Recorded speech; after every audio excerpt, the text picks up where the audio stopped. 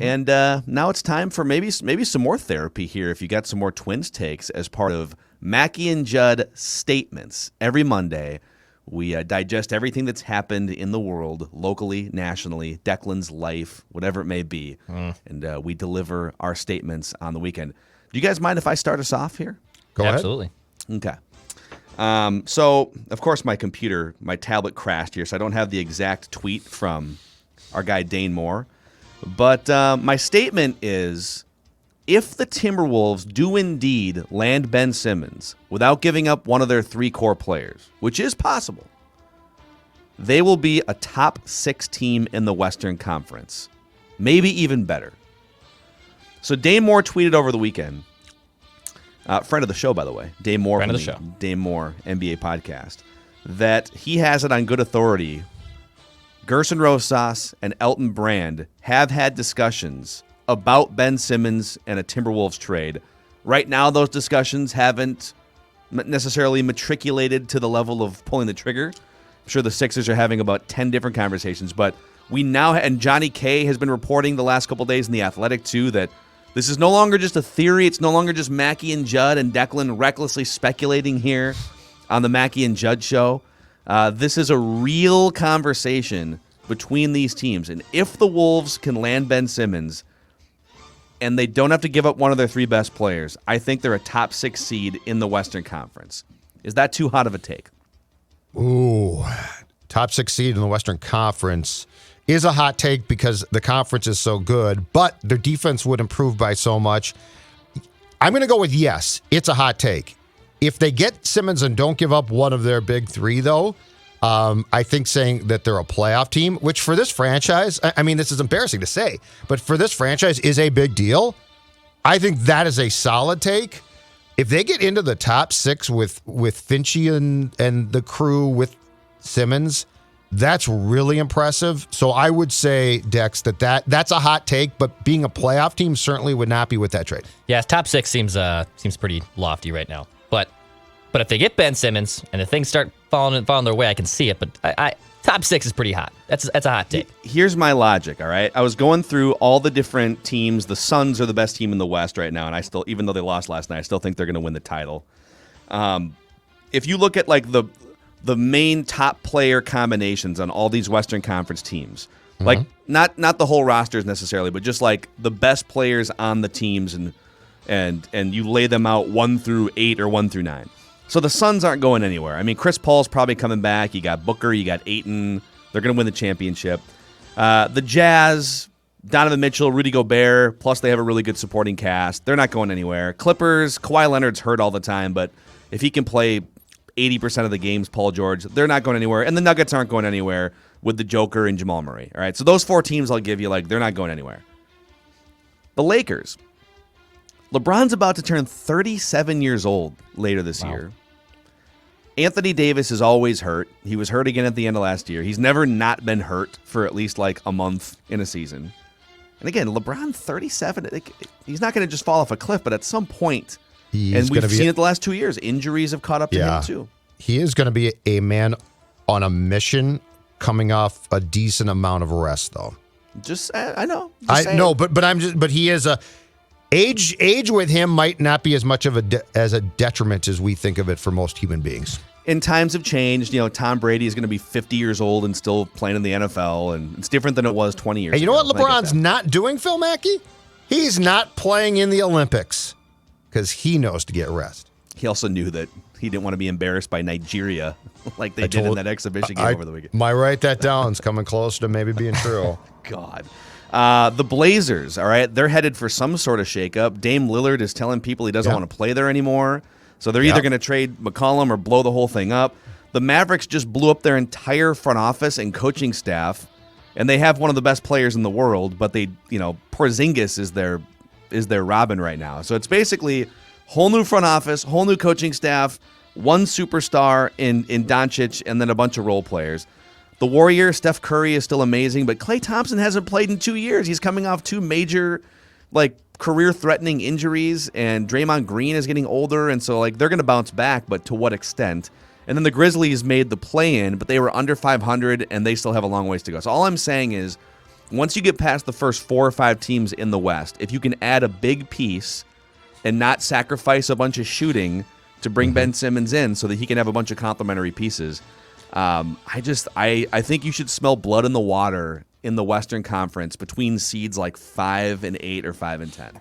You want to pick up that glass of Wolves Kool-Aid so bad and guzzle it down. It's right here, like dude. Bakhtiari Right here. guzzles the beers at Bucks games. You want to drink that. You know you want to. You don't even care if it's poison. You just want to drink it so bad. I feel like I'm immune to it. I've been drinking it. I love your love for the Wolves. I've been drinking it for 15 years, and I'm still alive. But I mean, I'm still here today. I feel like when it comes to the Twins, because you spent time on that beat, that you're pretty jaded. Like, you like the Twins, but you see that for what it I is. resent the Twins. I resent exactly. the Twins. Okay, the Vikings, we all want to win, but if things go bad, you are more than happy to take a step back and say, here's the problem. I don't love Kirk, blah blah blah. But when it comes to the Wolves, you are 12-year-old Phil Mackey. Best case scenario all the time. But I mean, you're still 12. I just love it. From the day that we started on this show, your desire, and I admire it. You feel about the Wolves like I did the North Stars. That's true. Like, you can't help yourself. Yeah, I mean, it was, I used to sit in my room when I was a kid, like 10, 11, 12 years old. I would listen to Chad Hartman on the radio call Wolves games, and then I'd watch on TV too. But I'd listen to Chad call the games on the radio with the sound down on TV sometimes, and I'd have my own little Nerf Timberwolves basket with my Kevin Garnett jersey. Like, that is me right now telling you, if they land Ben Simmons, and if they bring KG back as an advisor in the front office, and then maybe they can be the 6th seed in the Western Conference. It's okay. All right. You guys can look at me like I'm crazy. That's fine. I'll just be on this bandwagon. It's fine. For my statement, I will take your reckless speculation and up it. Reckless speculation. Love it. Talked to some folks in the press box this week. Twins game. A little insiding, if you will, leading to this statement. The Twins are going to trade Taylor Rodgers by the deadline, not Jose Barrios. Is this a write that down prediction here? What is happening? Are you reporting? Or are you writing it down? I'm not reporting it, but from putting the pieces of the puzzle together, I'm telling you right now that the Twins are going to trade Taylor Rodgers by July 30th, and Barrios will stay put. I'll add to that reporting, speculating hybrid that judges put out there that apparently Jim Pohlad was on WCCO radio at some point. Yeah. Yes. And he was asked, like, okay, can you guys keep both Jose Barrios and Buxton via contract extensions? And he said yes. He did. So I don't know. I mean, correct. He doesn't speak authoritatively very often. To me, that would be the best case. Injuries are going to be a huge concern for Buxton and maybe even for Barrios because he's just like he's never had any injuries, so I just feel like he's due. But if you can sign those guys to extensions, then the conversation's over. You should sign those guys to extensions. Yes. But I just don't know if I buy that they're going to be able to do that. On Taylor, and I know that he came in to try and close out the game on Sunday, and it went sideways, and eventually the Tigers took a 9-8 lead on a grand slam. But for the most part, he's been very good this season, and here's why he's going to be traded. And we've talked about some of this before, but if you put the pieces of the puzzle together, it makes perfect sense. He's going to turn 31 in December. That's important.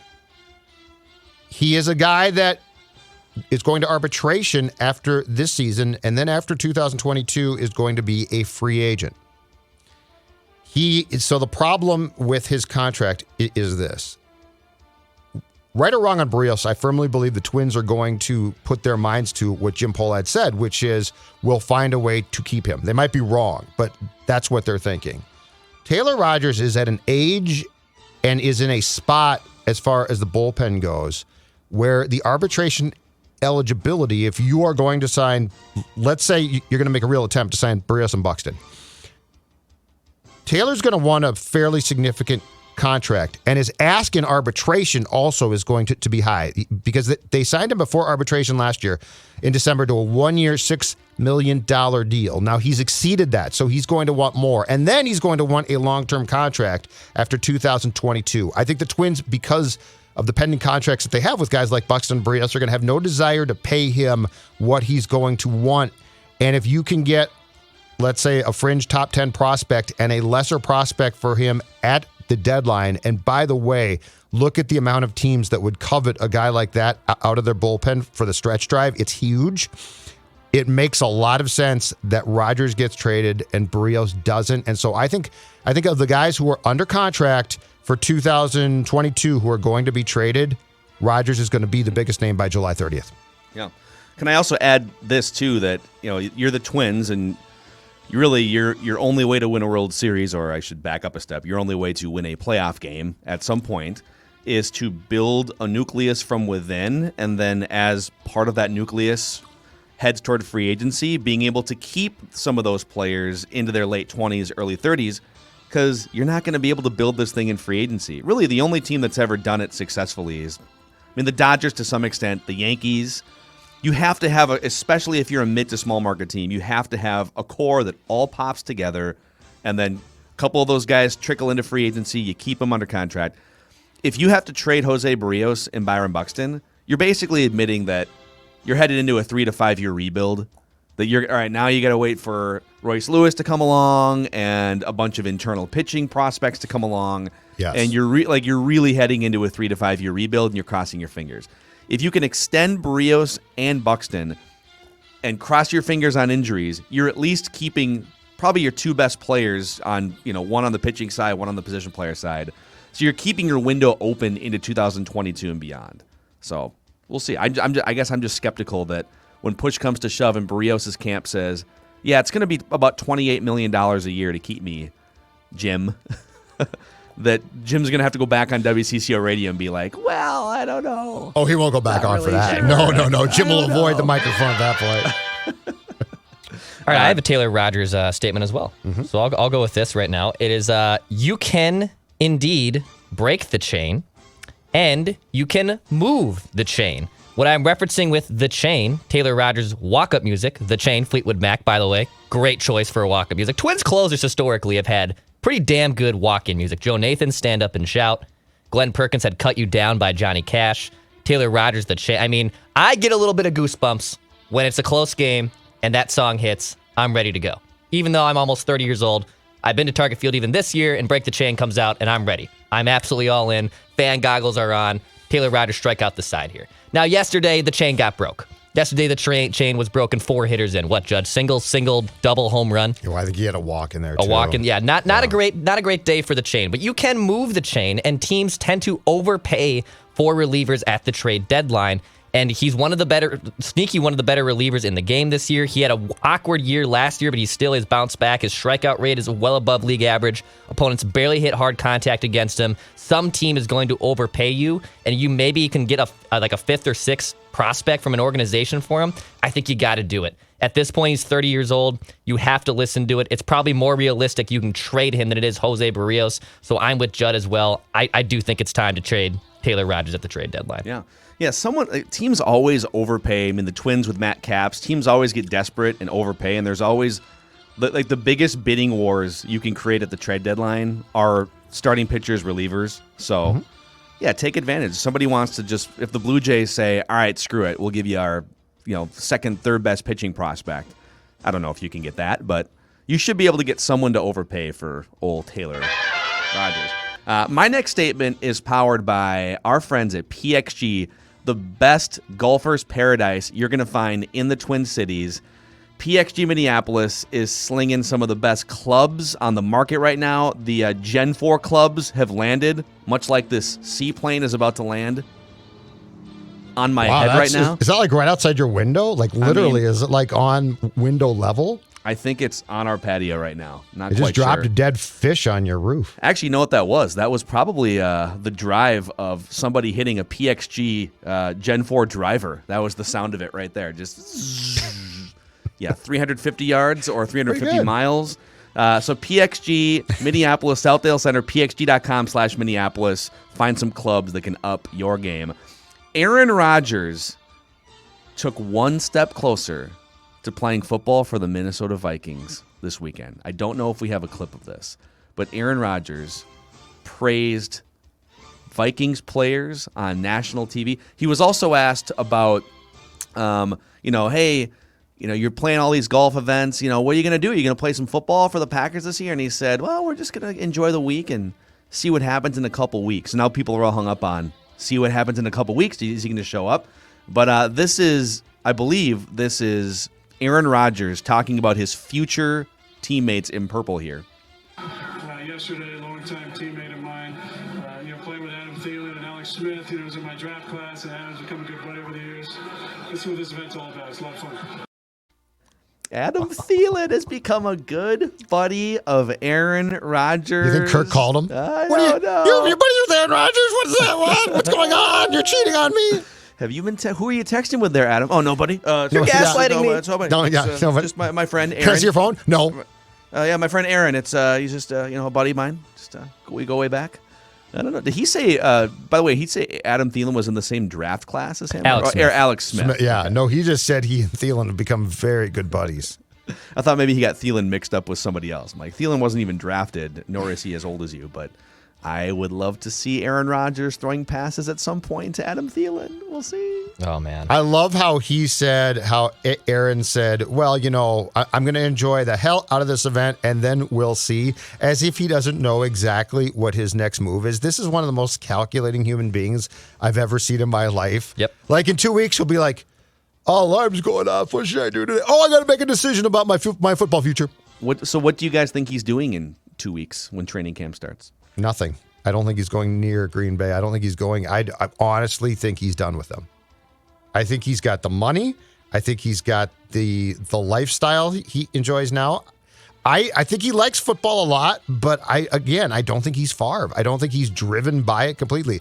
I think he's Favre on the vindictive side and then some, which is why you cannot dismiss, and I'm being totally serious here, that this guy could be a Viking at some point. You can't. Here's the one fly in that ointment compared to Brett Favre. So Favre, the Packers are never going to hand deliver a Hall of Fame quarterback to the Vikings, right? So there always has to be a stop before the Vikings. The Jets had to be the bridge from Green Bay to Minnesota. Correct. And Favre had to play terribly for the Jets and even have like a torn biceps or whatever for the Jets to kind of say, all right, he threw 20 interceptions.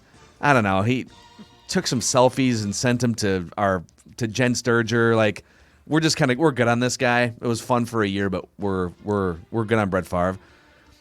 Aaron Rodgers is under contract for like 3 more years. So even if he gets traded, the team that acquires him has his rights for 3 more years.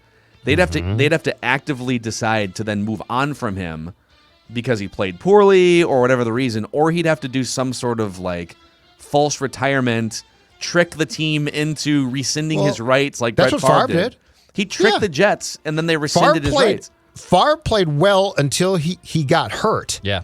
And then he struggled, and then he's like, I'm not going to have the surgery, guys. I'm done playing. Am I going to retire? And they're like, okay, cool. And I think they drafted Mark Sanchez in that draft. And then in late April of that year, that's when Favre's like, I'm really done. And they put him on the retired list, nullifying the rights to him.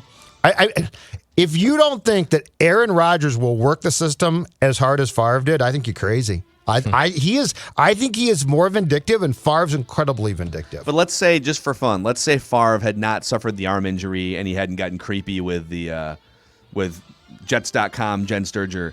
Yeah. Let's say he played really well and they went to the playoffs. There's no way the Vikings could have had him, right? Like the Vikings basically, the only reason they got him is because he train wrecked in New York.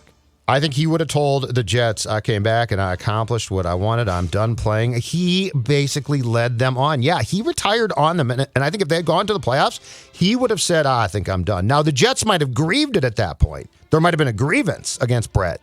But Brett Favre was going to do everything within his power to stick it to the Packers. And I say Aaron Rodgers should do the same thing. And I think we're on the same page.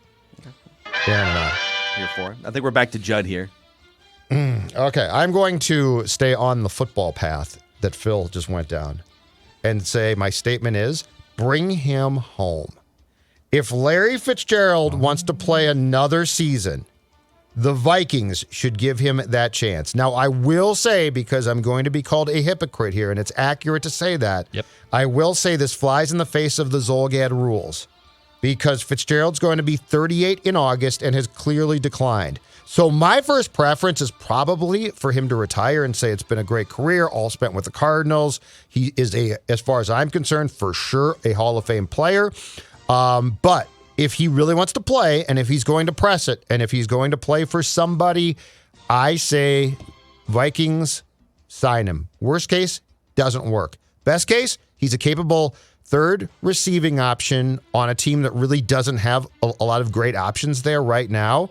And it sounds like Fitzy, much like Rodgers, is very close to making a decision about what he's going to do. But if he's going to play, I think he's a fit here. This is top 5 most hypocritical thing Judd Zulgad's ever said on the show here. I agree with you. You have spent I would a prefer he decade retires. begging for David Ortiz to retire. No, he did it right, I said. I said he did it right. Well, yeah, Peyton Manning but you were was a begging train for him wreck. to stay retired, even though he hit like 300 Yeah, and that was was an a good MVP move. candidate. That was a great move by Peyton him. Manning is hoisting a Super It Bowl was trophy, awful. and the next day Judd leads the show with, that was ugly. He was throwing ducks. It was Like terrible. he just ruined his career and his legacy. And now you want Larry Fitzgerald to come back for another year, even though he's averaging don't like want 2 him yards to. per reception. 'Cause Hold he on can't a move second. anymore. You're putting words in my mouth. I said I want him to retire, but if he's insisting on playing, the Vikings can sign him. But there is no but. You would just want him to retire. You wouldn't want him to play I for think the he should. Vikings. I think he should retire. But if he's going to insist on playing, the Vikings should give him a chance because I don't think BC Johnson's some great upgrade and going to turn into a great player. Didn't you guys talk about this on Ventline on Purple Daily this weekend? Didn't the guest bring up Larry Fitzgerald? Yeah, he was all in on bringing him, I think, back in for a little bit. See, fans want him. Mm-hmm. I don't Larry care. Fitz. I don't care I what like he looks the guy. like. I want him in the locker room. That's I mean, yes. It's not like I- the Vikings have 6 amazing receivers just like Correct. bursting with talent at that position. So And I think he would help that room. He's a pro's pro. The Zolgad rule says Larry retire, but if you're not going to, if I'm the Vikings, I give him a look-see. okay. All right, I'll stick more cheesiness into my statements here. And it's not petty, it's all swagger. And I don't know if you saw who the Twins drafted. The MLB draft was yesterday, which is like obviously one of the most boring drafts in all of professional sports, even more boring than hockey's in my opinion. But Chase Petty, Yeah. they drafted this kid 26th overall from New Jersey. I believe not the same high school as Mike Trout, but him and Mike Trout have a connection. And this is where the swagger comes into play. This just tops everything. And speaking of Mike Trout, he did get picked 26th overall too. So, same hometown. So. Wow, interesting correlation. Maybe he'll reach out to you. He already has. I talked to him quite a bit. He wished me luck today before this. He's been a great person to lean on. He's Mike Trout. So. I'm all about this kid. I know he's 18. He's probably riding high. He's going to get He a couple hugged her $1 at the million end. signing bonus. He was so happy. No, I had the second clip too of him talking about Okay, tattoos. for those of us who were not watching the pre-draft show, why don't you go ahead and tell everyone who you're having dinner with tonight? Tomorrow night. Yeah. My bad. Okay, it's okay. Tatis and Manny Machado. When I grow up, I want to be Chase Petty. Congratulations, Thank my you so much. The dude is so fired up. That dude is so fired up. He goes in for the hug.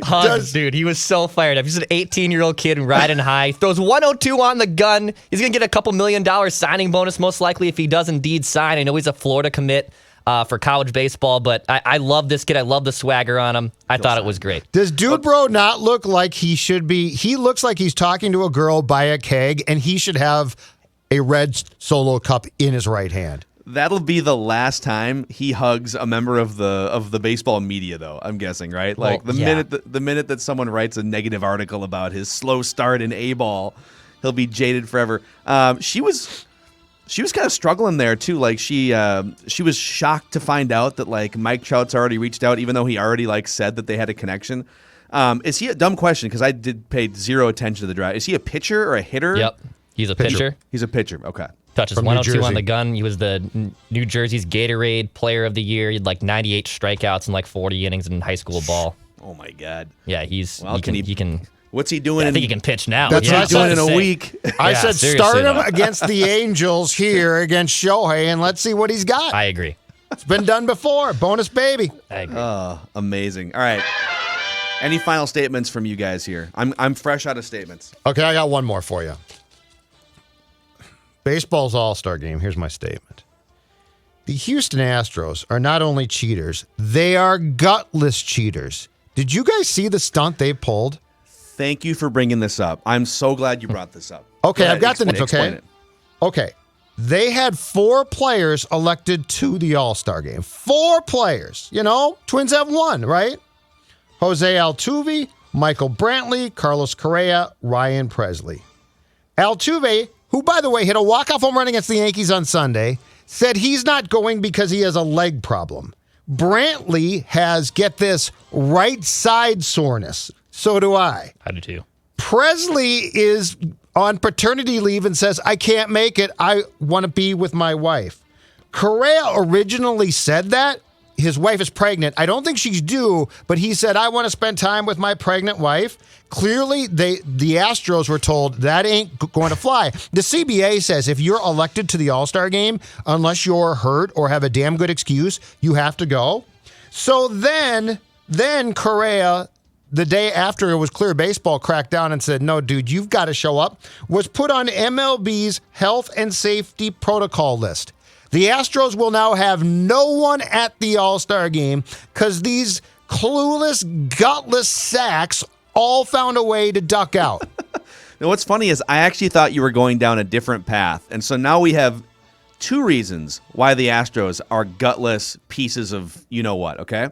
So they come back yesterday. They were down 7-2 going into the 9th inning against the Yankees. And I don't know if you guys saw this, but multiple times throughout this series, Gary Sanchez did including a home run that looked like in the 8th inning it was going to put the Yankees' lead out of reach. Gary Sanchez hits a 3-run bomb for the Yankees. We're still pissed about losing to the Astros in the ALCS that year. Sanchez rounds third and he mocks Jose Altuve with the don't rip my jersey off thing, right? It was beautiful. And at the time it felt like the Yankees just put a stamp on this series. They're about to sweep the Astros and they're mocking them on the way out. It started with Judge, too. He was the first one to do it Saturday, and Sanchez followed it. Yeah. And it was hilarious. So then here's what happened. And this is, if people are paying attention, this is the Astros admitting that they cheated and used wires a few years ago. Yes. Jose Altuve hits the walk-off home run to win the game. He rounds third base, and his teammates rip his jersey off, and he gleefully walks into them, ripping the jersey off and celebrating, and yeah, look, it's his bare chest, right? What was Jose Altuve's reasoning when he was trying to explain this away earlier in the year in 2020? Well, why were you so defensive about your teammates ripping your jersey off? Well, because my wife would get really mad. It's just it's part of my culture, and I'm a private guy, and I don't want my teammates to rip my jersey off. My wife. That never made sense at the time, right? It was just a weird explanation. Right. And now all of a sudden, a couple years later, you're just arms open, asking your teammates to rip your jersey off as you beat the Yankees. What were you hiding a few years ago? To me, his willingness to get that jersey ripped off in that game yesterday is even more proof that those guys had some sort of wire system or some reason why he didn't want that jersey taken off. So amazing. So they're not sending it. Those guys just don't want to be around their peers who might criticize them. That's for exactly right. Days. Maybe have That's exactly right. little side chat. But how about that? How about that? 4 guys. I love Correa saying, my wife's pregnant and I want to be with her. And clearly baseball said, what are you talking about? That's a bunch of BS. Okay, I got COVID. Oh, sorry. Yeah, my uncle's Sorry, just got cousin, COVID. my third cousin's friend was Came over over to at the a house. party and he tested positive, and I'm positive now too. Anyway. I don't know. Maybe the Astros, maybe they need some insurance for all these cowardly players that won't show up to the All-Star game.